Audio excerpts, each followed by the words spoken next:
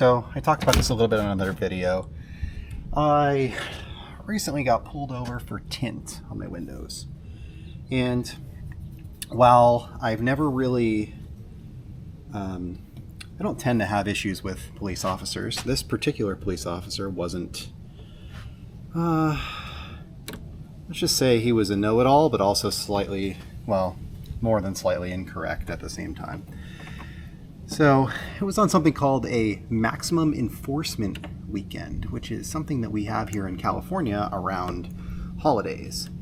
And I was doing 10 miles an hour over the speed limit, 75 and a 65, and I was pulled over for doing 75 and a 65 and also given a ticket for tint and no front license plate. So what I am doing today is removing my tint. So we have the option here. I can just pay for the tint ticket, or I can remove the tint and do something called a fix-it ticket, because this is a what they call correctable violation.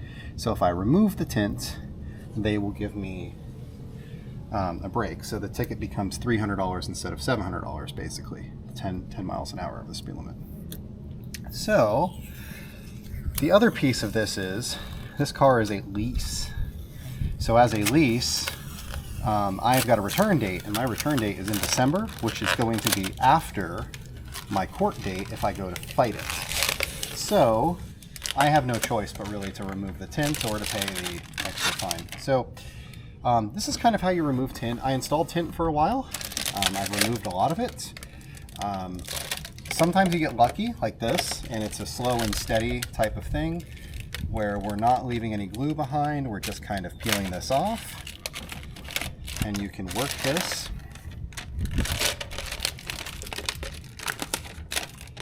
And we're just going to work all of the edges slowly.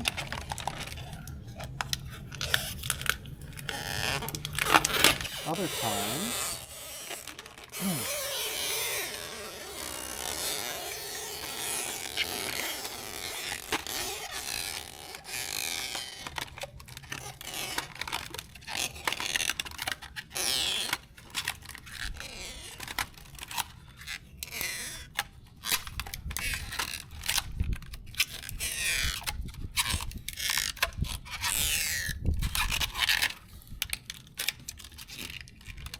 all right, so sometimes this goes pretty well like this, where you can see that it's just kind of coming off and we're not leaving a lot of glue behind, or any glue behind so far.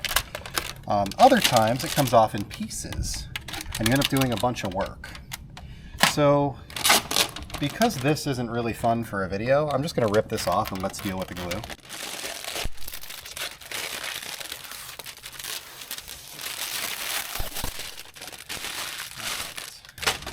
And I will show you how I deal with glue. So there are really 3 different ways that you can do it. So what we're dealing with here is kind of this. You can see this wavy, sticky, not clear. So here it's clear, here it's not. And then these lines here, and then there's a piece up into here.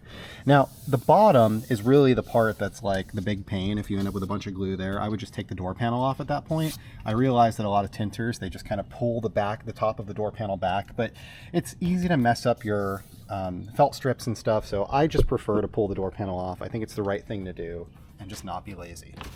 So let's work this. So looking over here, we don't have any issues. Here we start having some. So what I found over the years is there's 3 types of tint glue. There are tint glues that get taken off by alcohol. There are tint glues that get taken off by ammonia. And there are tint glues that really need steam, because neither ammonia nor alcohol will touch it. I prefer doing the chemical approach. You can of course scrape it off, like we could use a razor blade here and we can just scrape this off.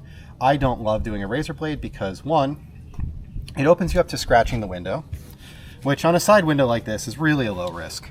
But number two, if you're on a rear window or something like that that contains a set of defrosters, you'll actually scrape a portion of the defroster off, and then sometimes the defrosters will stop working. It's really easy to do. You can do it without ruining the defrosters, but it's not simple. So normally what I like to do is I'll take a rag like this, and usually I test with alcohol and ammonia first. So in this case, this is alcohol. It's glass cleaner, but it's an alcohol-based glass cleaner. So we're just going to kind of leave this here, let it soak for a minute, and then we will wipe at it. And this is going to turn gummy and streaky and leave a bunch of crap all over the window. So we're going to have to clean this a couple of times. And you can see like the towel kind of gets loaded up by it. So I try to work in as small of an area as possible while I'm getting the major glue off and wipe this down. Now, if you find that's not working, I would try an ammonia-based cleaner. My favorite ammonia-based cleaner is Windex, original Windex. You can also use straight ammonia, which I've done many times before and I've had good luck with. And then, obviously you could use a steamer. I do not have a steamer handy. How's it going? I do not have a steamer handy, but that's an option as well. Now, if you want to use the mechanical approach, one of these scrapers can do pretty well on this, and you'll see that the glue kind of balls up, and then you can just kind of wipe this off on a towel. Like that. And then get all of this off. Now, I honestly generally like police officers. I have respect for them. I've had a lot of good interactions with a lot of reasonable officers over the years. This particular guy was honestly a jerk.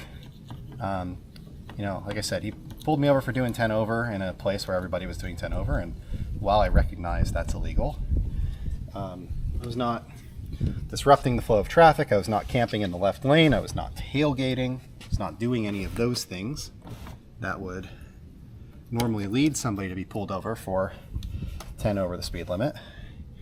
But it just seemed to me like, this was the kind of day that I had about an hour drive for work. On that hour drive, I ran into 7 police officers that were lit up by my radar detector. And I ended up getting pulled over by the 8th.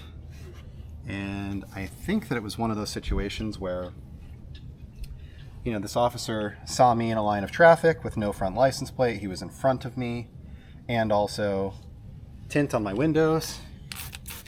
And, I represented a $700 ticket instead of a $300 ticket for 10 miles an hour over the speed limit. And I don't like to sound like that, like the cops are just simply looking for revenue generation. I don't think that most officers that's the case, but I do for this one. So, reluctantly, we will remove our tint. Otherwise, I would have just returned the lease with the tint on it, and the next owner probably would have appreciated it. But as it stands, I need to go and get this inspected. So what I'll do now is I'll take this to the CHP office and I will have them take a look at it. They'll charge me 25 bucks and they will sign off on my ticket being completed. And then I will dispute the charge, and when I show up at the hearing, I will provide the paperwork that shows that the car is signed off. I will not be able to have the car with me at the hearing because it will already be returned to the dealership following the lease.